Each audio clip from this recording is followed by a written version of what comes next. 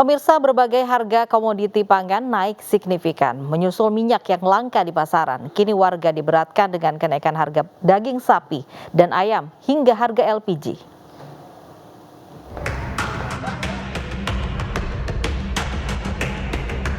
Harga daging sapi di Pasar Kopro, Jakarta Barat terus naik dari beberapa bulan yang lalu. Kenaikan harga ini diprediksi akan terus naik hingga menjelang Lebaran nanti. Para pedagang daging sapi mengaku kenaikan harga mempengaruhi omset penjualan hingga 40%. Saat ini daging sapi dijual dengan harga Rp150.000 per kilogram. Sebelumnya, daging sapi dijual dengan harga Rp110 sampai Rp120.000 per kilogramnya. Tak hanya itu, warga dari berbagai daerah di Gunung Kidul, Yogyakarta juga menyerbu operasi minyak murah yang digelar Dinas Perdagangan Provinsi yang bekerjasama dengan Bulog. Warga harus rela antri berjam-jam untuk mendapatkan 2 liter minyak goreng seharga Rp14.000 per liternya. Menurut warga, kelangkaan minyak goreng di Gunung Kidul mulai dirasakan sejak 1 bulan terakhir. Jika ada minyak goreng, warga harus membelinya seharga Rp20.000 untuk kemasan setengah liter. Tak hanya daging, minyak, kenaikan harga juga terjadi pada ayam. Harga daging ayam di Cilacap, Jawa Tengah terus mengalami kenaikan hingga mencapai Rp5.000 per kilogram. Harga ayam sebelum mengalami kenaikan dijual dengan harga Rp24.000, kini melonjak menjadi Rp29.000 per kilogramnya. Kenaikan harga ayam ini dikeluhkan oleh para pedagang karena membuat omset penjualan mereka turun hingga 50%. Warga berharap pemerintah segera menstabilkan harga komoditi pangan sehari-hari. Tim Liputan iNews melaporkan.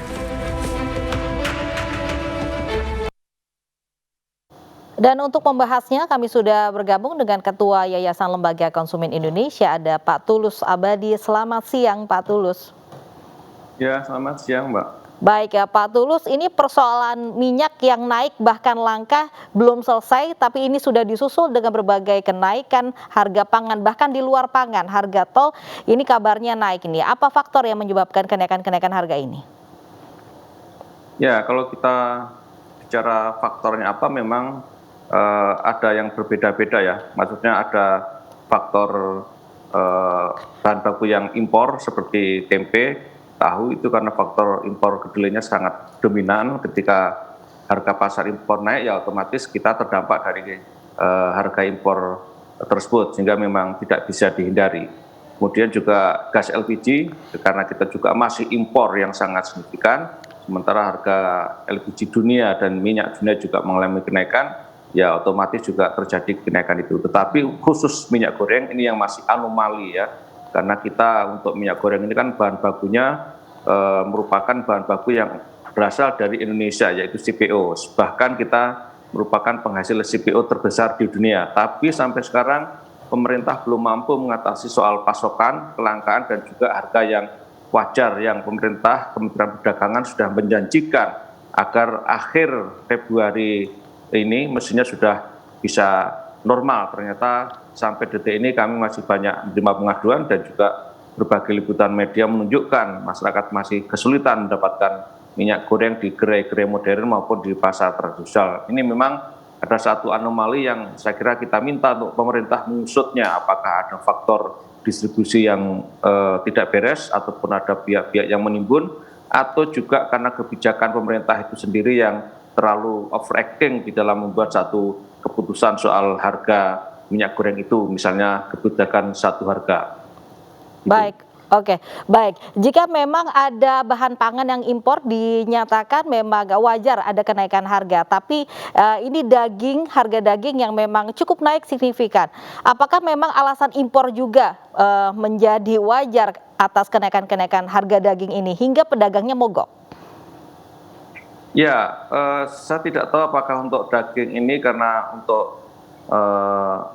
daging sapi kita juga masih impor signifikan, Mbak, khususnya untuk hotel, restoran, dan kafe ya. Tapi untuk kebutuhan pasar tradisional, mestinya daging sapi logistik, daging sapi domestik sudah masuknya, sehingga tidak ada alasan yang rasional untuk terjadinya kenaikan yang tidak wajar. Apalagi ini tidak ada momen ya. Belum ada momen Ramadan ataupun Idul Fitri, sehingga mestinya harganya normal, kecuali mungkin faktor cuaca ya, atau faktor distribusi yang juga mungkin bermasalah. Sekali lagi, pemerintah harusnya mengulik masalah ini sehingga harga di end user bisa normal ya. Kalaupun ada kenaikan tentu alasannya adalah faktor-faktor yang bisa diterima akal sehat, apakah karena momen seperti Nataru kemarin ataupun juga Ramadan ataupun Idul Fitri nanti. Tapi ini belum ada momen yang menjadikan alasan untuk kenaikan yang terjadi. Jadi saya kira tugas pemerintah harus hadir betul untuk mengulik apa faktor-faktor yang itu menyebabkan kenaikan harga yang tidak masuk akal, karena tidak ada alasan untuk terjadinya kenaikan kecuali ada alasan-alasan seperti bencana alam ataupun cuaca yang buruk. Baik, bagaimana keluhan-keluhan masyarakat di lapangan terhadap YLKI khususnya terkait kenaikan harga ini yang memang secara bersamaan semuanya? Ya tentu saja sejak akhir Desember yang lalu sampai sekarang keluhan-keluhan masyarakat sangat dominan ke YLKI dan juga lembaga-lembaga lain, khususnya soal minyak goreng, dan apalagi akhir-akhir ini terjadi kenaikan serentak ya, mulai dari tadi kita bicara soal minyak goreng, kemudian tahu tempe, kemudian daging, dan juga tarif tol, dan juga gas LPG. Nah mestinya ini ada semacam kesepahaman dari pemerintah agar kenaikan yang bisa dikendalikan jangan dinaikkan dulu atau dibatasi dulu, kecuali faktor-faktor yang memang di luar kendali pemerintah seperti soal kenaikan impor kedelai ataupun juga hal-hal lainnya, kecuali juga pemerintah punya cukup uang untuk mensubsidi selisih kenaikan impor yang memang sangat signifikan gitu. Nah kalau tidak bisa subsidi ya setidaknya mengatasi soal rantai-rantai distribusi yang bisa lebih disederhanakan sehingga tidak berdampak terhadap harga yang karena panjangnya rantai distribusi tersebut. Baik, oke. Subsidi atau distribusi yang harus dilakukan atau bagaimana pencegahannya? Karena ini memang sudah banyak persoalannya, minyak saja belum kita katakan pemerintah belum bisa mengatasi ini harga daging, ayam, dan juga ini terkait harga tol juga katanya naik. Nah, ini bagaimana pemerintah untuk mengatasinya? Ya, kalau terkait dengan impor agak sulit dihindari, kecuali sekali lagi pemerintah punya cukup uang untuk membayar selisih harga impor itu sehingga pada importir ataupun distributor harganya bisa ditekan.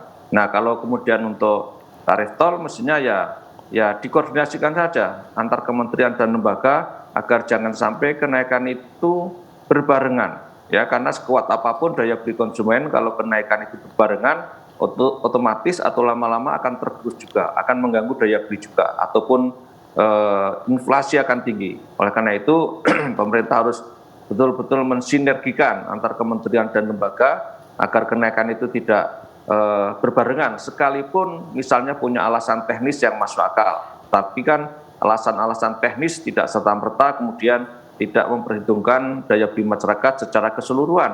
Apa gunanya negara kalau kemudian alasannya hanya alasan teknis, ekonomis, alasan impor dan segala macam. Gitu. Baik, termasuk juga mengatasi persoalan di pasar sendiri ya, Pak Tulus ya?